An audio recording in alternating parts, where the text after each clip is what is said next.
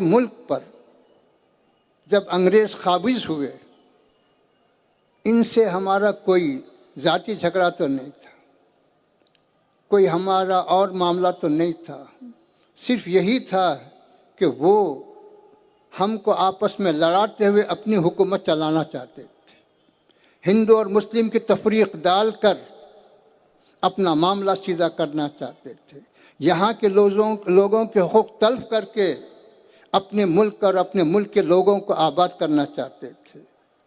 یہی ان کا ہمارا جواب۔ یہ نہ سمجھا جائے کہ جب کوئی چیز شروع ہوتی ہے تو ہمیشہ باقی رہتی ہے، ایسا نہیں۔ فرعون آیا، ابتدا ہوئی، انتہا بھی ہوئی۔ نمرود آیا، ابتدا ہوئی، انتہا بھی ہوئی۔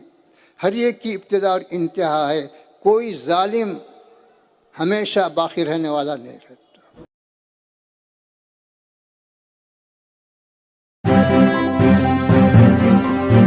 میڈیا وائس، آپ کی آواز۔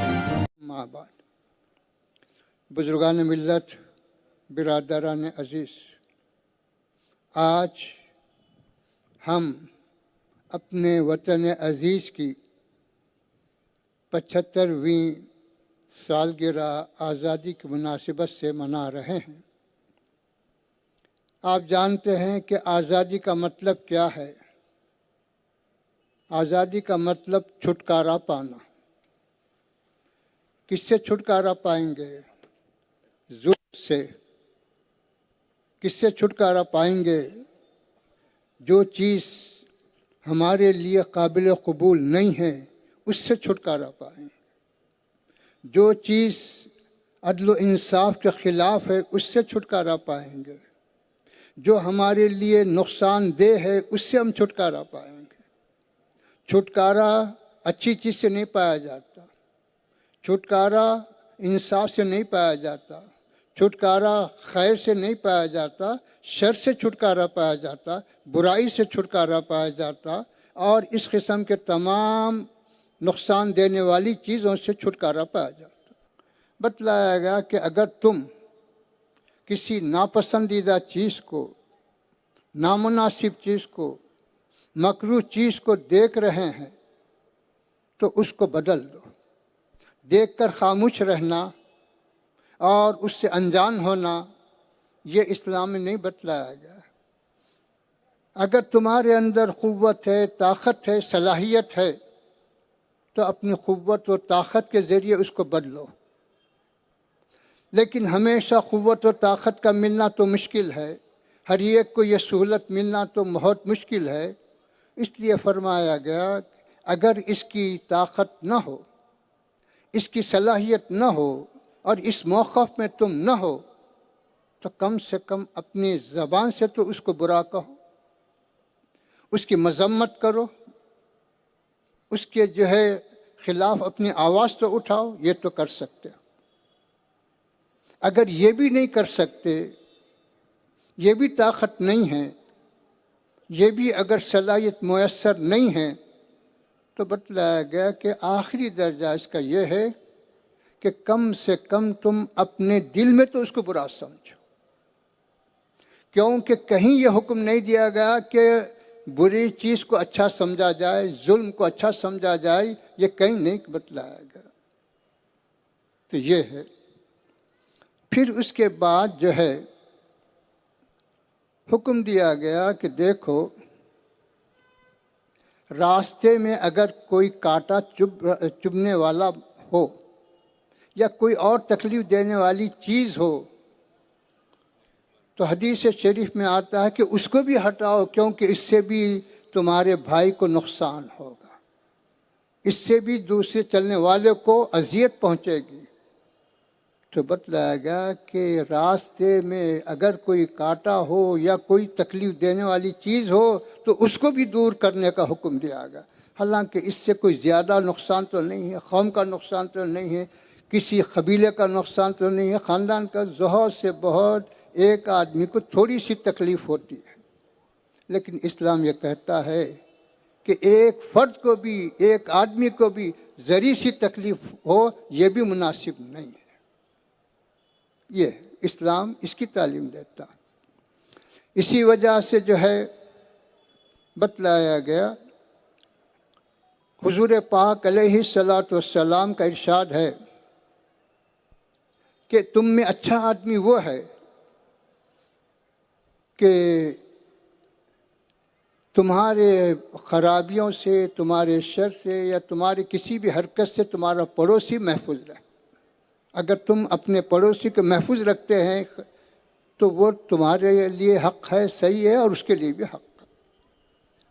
یہاں تک کہ بتلایا گیا کہ مجھے، آپ کا ارشاد ہے، مجھے یہ اندیشہ ہوگا کہیں پڑوسی کا اس میں حصہ نہ ہو جائے۔ تو میرے بزرگوں اور دوستو، غور کرو کہ پڑوس کا تعلق کیا ہے۔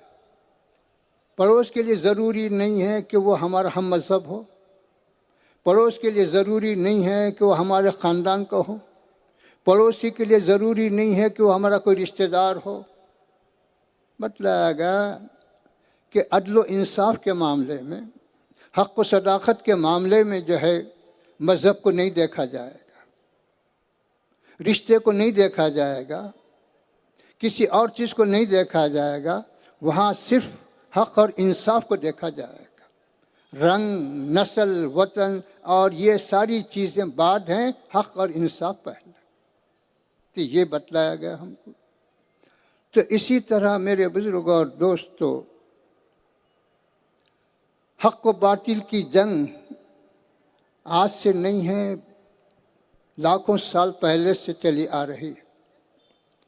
حضرت سیدنا ابراہیم علیہ السلام نمرود کے مقابلے میں کھڑے ہوئے تو کوئی ذاتی جھگڑا تو نہیں تھا، وہاں بھی حق و باطل کی جنگ تھی۔ اسی طرح تفصیل میں جاننا تو نہیں ہے، حضرت امام حسین رضی اللہ تعالی عنہ نے بتلا دیا کہ حق و صداقت کے معاملے میں، عدل و انصاف کے معاملے میں میں جو ہے خاندان کو نہیں دیکھوں گا، میں کسی کے مسلمان ہونے کو نہیں دیکھوں گا، میں کسی کے وطن کو نہیں دیکھوں گا۔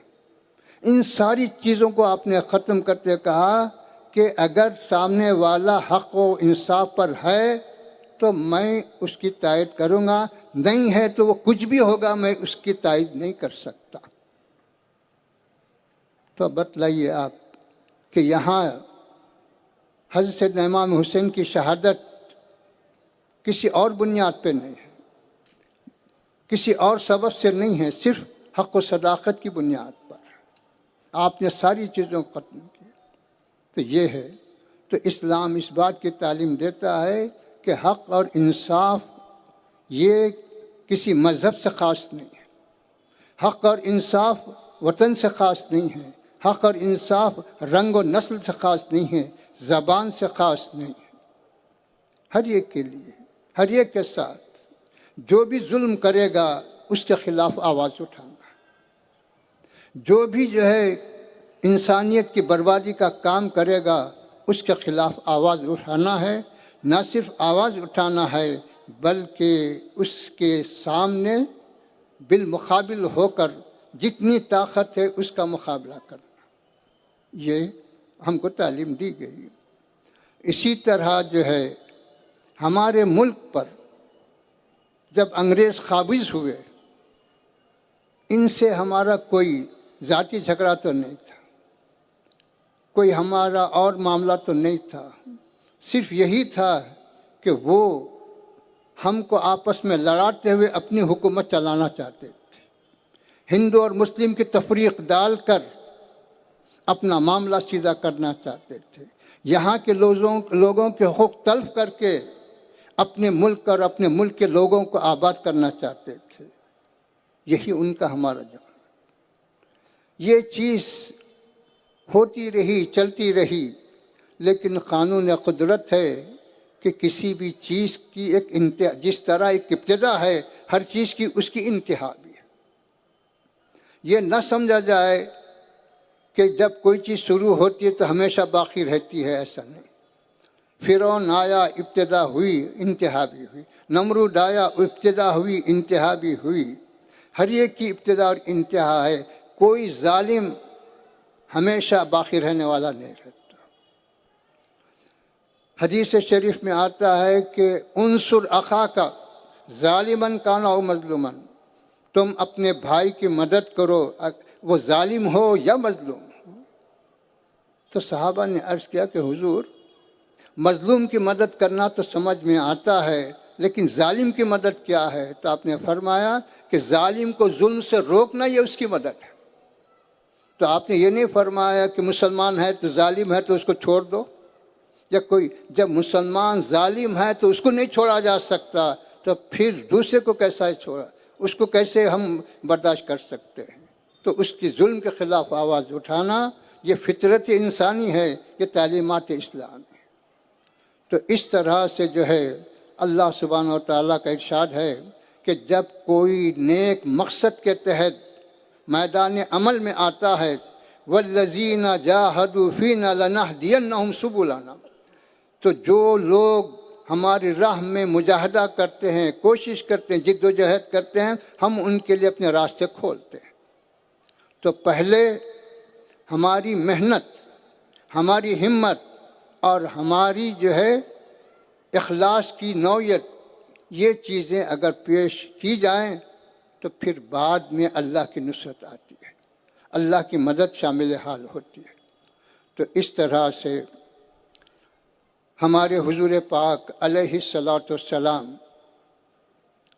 ہجرت جو فرمائے، ہجرت کا مطلب کیا تھا؟ ہجرت کا مطلب یہی تھا کہ جائیداد چھوڑ دیں، مال و متاع چھوڑ دیں، خاندان و قبیلہ چھوڑ دیں اور ساری چیزوں کو چھوڑ دیں۔ لیکن اس کے چھوڑنے کا مقصد کیا تھا؟ اس کے چھوڑنے کا مقصد یہ نہیں تھا کہ ہم جو ہے حق سے جو ہے دور ہو جائیں یا حق کے معاملے میں سکوت اختیار کریں، یہ نہیں تھا، بلکہ یہاں حکمت عملی یہ تھی کہ ہجرت کر کے اپنے مظلوم بھائیوں کی مدد کی جائے، پھر اس کے بعد طاقت پیدا کر کے ان ظالموں کا مقابلہ کیا جائے۔ یہ مطلب تھا۔ ہجرت جو ہے کمزوری کی علامت نہیں، ہجرت اختیار کے ساتھ کی گئی، مجبوری کے ساتھ نہیں کی گئی۔